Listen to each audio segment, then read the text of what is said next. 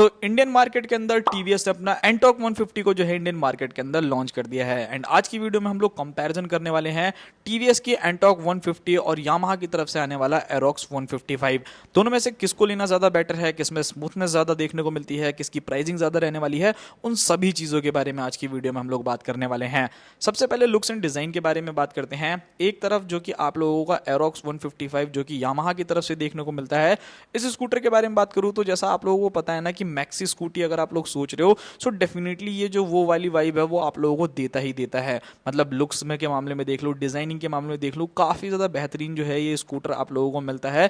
यहाँ पर लुक जो है वो काफी शानदार आप लोगों को मिलेंगे। एंड दूसरी तरफ अगर मैं बात करता हूँ एंटॉक 150 के बारे में, सो यहाँ पे भी जो इस स्कूटर के लुक्स है ना वो काफी ज्यादा स्पोर्टी एंड काफी ज्यादा एग्रेसिव जो है वो डिजाइनिंग के साथ आते हैं। अब अगर आप दोनों में से देखोगे ना तो भाई अगर आपको बहुत ज्यादा बिगर टाइप का जो है स्कूटर चाहिए तब तो मैं आपको बोलूंगा कि आप लोग एरोक्स 155 की तरफ चले जाओ। बट अगर आप लोगों को ऐसा स्कूटर चाहिए जिसके जो लुक्स हो ना स्पोर्टी बहुत ज्यादा हो, मतलब आप लोगों ने एकदम हर जगह एजेस देखने को मिले, सो उस कंडीशन में जो एंटॉक 150 है काफी ज्यादा बेटर रहने वाला है। दोनों स्कूटर में अगर मैं आप लोगों को बोलूं तो भाई ये चीजें जो है मैं आपके ऊपर छोड़ता हूं कि आपको कौन सा स्कूटर पसंद आएगा। बट पर्सनली अगर मुझसे पूछोगे ना तो मुझे एंटॉक 150 जो है वो थोड़ा ज्यादा स्टाइलिश एंड ज्यादा स्पोर्टियर जो है वो देखने में लगता है।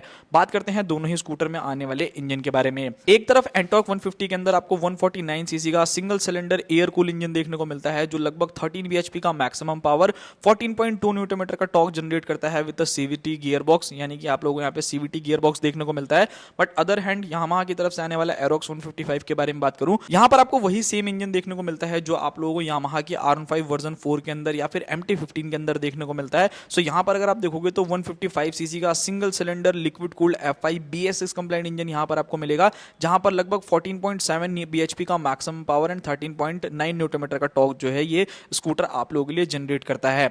अब यहाँ पर अगर आप डिफरेंस देखोगे तो 2 से 3 चीजों का आपको डिफरेंस देखने को मिलेगा। सबसे पहले एक तो लगभग 5 सीसी जो है ये आप लोगों का एरोक्स जो है वो बड़ा इंजन लेकर के आता है। एंड सेकंड चीज यहाँ देखोगे तो लिक्विड कूल जो है वो आप लोगों को इस स्कूटर के अंदर देखने को मिलता है। तो यहाँ पर एक प्लस पॉइंट हो जाता है कि अगर आपको ज्यादा ही परफॉर्मेंस ओरिएंटेड चाहिए, थोड़ा सा कूलिंग ज्यादा बेटर चाहिए, तो मेरे को लगता है कि एरोक्स जो है वो ज्यादा बेटर आपको परफॉर्म करके देगा। एंड पावर फिगर्स में देखोगे तो यहाँ पर भी आपको थोड़ा बहुत जो है डिफरेंस देखने को मिलेगा। एंटॉक जहां 13 bhp निकाल करके देता है, वहीं पर अगर आप एरोक्स को देखोगे तो 14.7 bhp तक का पावर जो है वो जनरेट करता है। सो यहाँ पर अगर आप मेजरली डिफरेंस देखोगे तो लगभग 1 से 1.5 bhp का जो है वो पावर डिफरेंस देखने को मिलेगा, यानी एरोक्स में आपको ज्यादा देखने को मिलने वाला है।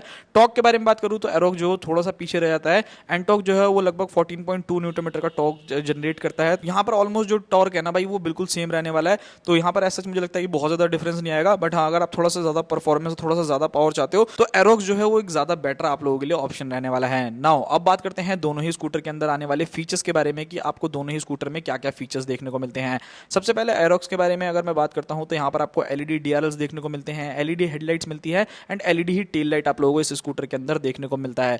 बट यहाँ पर अगर आप लोग इसके इंडिकेटर देखोगे ना तो वो स्टिल आज भी हेलोजन है और जो देखने में ना मुझे पर्सनली बहुत ज्यादा पसंद नहीं है, थोड़े से ऑकवर्ड जो है वो डेफिनेटली लगते हैं। तो वो एक चीज देख लेना। बाकी यहाँ पर आपको कीलेस जो है वो एंट्री देखने को मिलेगा, ट्रैक्शन कंट्रोल मिल जाएगा, हेलोजन इंडिकेटर मिलेगा, एलसीडी जो है वो फुल्ली डिजिटल मीटर देखने को मिलेगा, single channel ABS and Bluetooth connectivity जैसे फीचर्स जो है ये स्कूटर आप लोगों को ऑफर कर देता है। बट जब बात आती है एंटॉक 150 के बारे में ना तो यहाँ पर जो चीजें हैं वो थोड़ी सी एडवांस चली जाती है। यानी अगर आप एक ऐसे बंदे हो जो फीचर को जो है वो थोड़ा और ज्यादा एडवांस लेवल पे लेकर के जाना चाहते हो, सो आप लोगों के लिए जो एंटॉक 150 है वो ज्यादा बेटर जो है वो परफॉर्म करके देगा फीचर्स के मामले में। सबसे पहले इस स्कूटर के अंदर आपको ऑल एलईडी सेटअप देखने को मिलता है, चाहे मैं डीआरएल्स ले लूं, चाहे मैं फ्रंट लाइट ले लूं, चाहे मैं बैक लाइट ले लूं, एलईडी इंडिकेटर्स हो गए, सारी की सारी चीजें जो है वो ऑल एलईडी सेटअप के साथ मिलती हैं। एंड यहाँ पर आपको प्रोजेक्टर हेडलाइट्स देखने को मिलती हैं जो कि काफी ज्यादा अच्छा थ्रो निकालती हैं। उसी के साथ यहाँ पर नेक्स्ट चीज देखोगे तो इसके अंदर आपको प्रॉपर TFT डिस्प्ले देखने को मिलेगा जो कि 5 इंचेस का रहने वाला है। यहाँ पर दोनों ही जो है टॉप मॉडल को ही कंपेयर कर रहा हूँ ऑब्वियसली, तभी आपको चीजें समझ में आ पाएंगी। तो वो एक चीज है। ट्रैक्शन कंट्रोल जैसे फीचर है, यहाँ पर 2 राइडिंग मोड्स आपको मिल जाते हैं जहां पर रेस एंड स्ट्रीट मोड जो है वो मिलेगा, हैजार्ड लाइट मिलने वाला है, सिंगल चैनल एबीएस मिलने वाला है, एडजस्टेबल जो है वो ब्रेक लीवर्स आप लोगों को मिल जाएंगे। एंड उसी के साथ अगर आप देखोगे तो पार्किंग ब्रेकिंग जो है यहाँ पर मिलेगी एंड पैनिक ब्रेकिंग वाला फीचर भी जो है वो आप लोगों को इस स्कूटर के अंदर देखने को मिल जाता है, जो कहीं ना कहीं एरोक्स से अगर आप कंपेयर करोगे ना तो फीचर्स के मामले में एंटॉक 150 जो है वो बहुत ही ज्यादा बेटर रहने वाला है। अब बात करते हैं एंटॉक 150 के tyre, suspension and braking system के बारे में कि यहाँ पर आपको मेजरली क्या क्या चीजें जो है चेंज देखने को मिलता है। सो मेरा यहाँ पर मानना है कि भाई आपको अच्छा खासा चेंजेस जो है वो देखने को मिलेगा। कैसे देखने को मिलेगा, चलिए अब उस चीज के बारे में बात करते हैं। सबसे पहले यहाँ पर टायर के बारे में बात करते हैं। 180 12 इंचेस के आपको फ्रंट में टायर, 110 80 12 इंचेस के आपको रियर में टायर जो है वो एंटॉक 150 के अंदर देखने को मिलेंगे। बट अगर आप एरोक्स 155 को देखोगे तो यहाँ पर चीज़ें जो हैं वो काफ़ी चेंज होने वाली हैं। इस स्कूटर के अंदर आपको 110 सेक्शन का फ्रंट टायर एंड 14 इंचेस के जो है अलॉय व्हील्स देखने को मिलते हैं। एंड रियर में अगर आप जाते हो तो 140 70 14 इंचेस के जो है वो रियर में टायर मिलते हैं। तो सबसे पहली चीज़, अगर टायर साइज देखोगे तो भाई डेफिनेटली फ्रंट में आपको 10 mm जो है वो ज़्यादा देखने को मिलेगा। एंड रियर में अगर आप जाते हो तो वहाँ पर आपको 30 mm बड़ा टायर जो है वो देखने को मिलता है। एंड इंचेस में देखोगे तो 2 इंचेस बड़ा अलॉय व्हील जो है वो आप लोगों को देखने को मिलने वाला है टायर के मामले में एरोक्स में। सो यहाँ पर अगर आपको टायर की ग्रिप जो है वो ज़्यादा बेटर चाहिए, आप लोग चाहते हो कि थोड़ा बहुत गड्ढों में जो है वो आराम से निकल जाए, सो मुझे लगता है कि एरोक्स जो है वो ज़्यादा कंफर्टेबल रहने वाला है एंड टायर की ग्रिप भी जो है उसकी ज़्यादा बेटर आप लोगों को मिलेगी।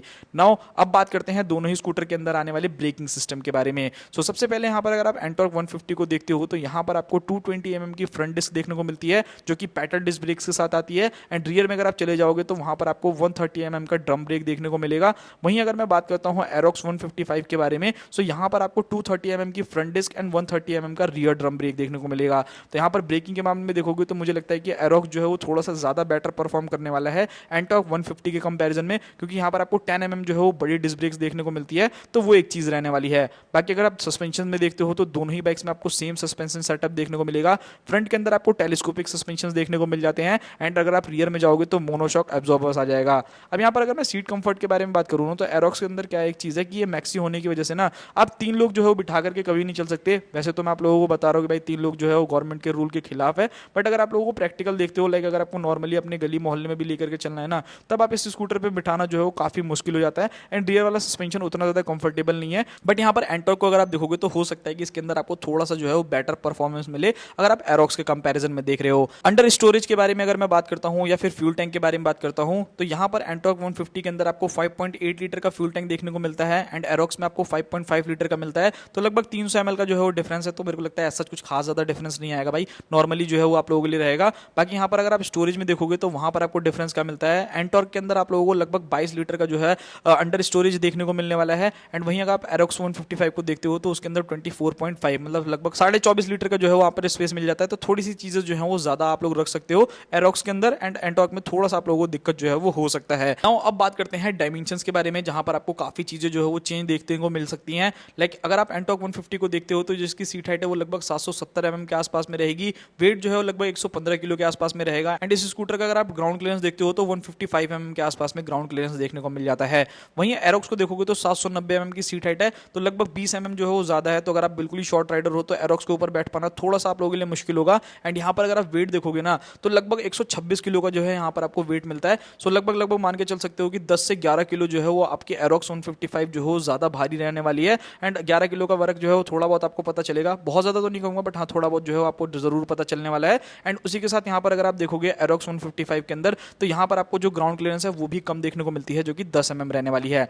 बाकी अब मेन क्वेश्चन निकल करके आता है कि दोनों में से कौन सी बाइक को जो है वो लेना चाहिए। तो यहाँ पर अगर आप प्राइसिंग देखोगे एंटॉर्क की तो वो काफी ज्यादा अलग है। लाइक एरोक्स की जो प्राइसिंग है वो लगभग 1.5 लाख रुपए से शुरू होती है। एंड यहाँ पर अगर आप एंटॉर्क 150 को देखोगे तो ये 1,20,000 से लेके 1,30,000 रुपए तक में आप लोगों को मिल जाती है। सो यहाँ पर अगर आप डिफरेंस देखोगे टॉप से टॉप मॉडल का बताऊं तो 20,000 रुपए का डिफरेंस है। सो देखो मेरा यहाँ पर यही कहना है कि अगर आप फीचर्स जो है वो ज्यादा पसंद करते हो, आप लोगों को लाइट वेट जो स्कूटर चाहिए एंड थोड़ी बहुत चीजों में लाइक टायर में अगर आप कॉम्प्रोमाइज कर सकते हो, ब्रेकिंग में थोड़ा बहुत कॉम्प्रोमाइज कर सकते हो, सो आप लोगों के लिए एंटॉर्क 150 जो है वो ज्यादा बेटर रहेगी। बट अगर आप एक ऐसे बंदे हो जिसको चाहिए कि भाई बिग बाइक बिग स्कूटी वाला जो है वो थोड़ा सा फील आए, टायर जो है मेरे को बड़े चाहिए, ब्रेकिंग जो है वो ज्यादा बेटर चाहिए एंड सबसे इंपॉर्टेंट चीज कि भाई यहाँ पर आप लोगों को जो है एक स्मूथनेस एंड रिलायबल इंजन चाहिए, सो डेफिनेटली आप लोग जो है एरोक्स 155 की तरफ जा सकते हो। सो ये था पूरा का पूरा वीडियो। बाकी आप दोनों में से कौन से स्कूटर को लेना पसंद करोगे आप मुझे कमेंट बॉक्स में बताइएगा।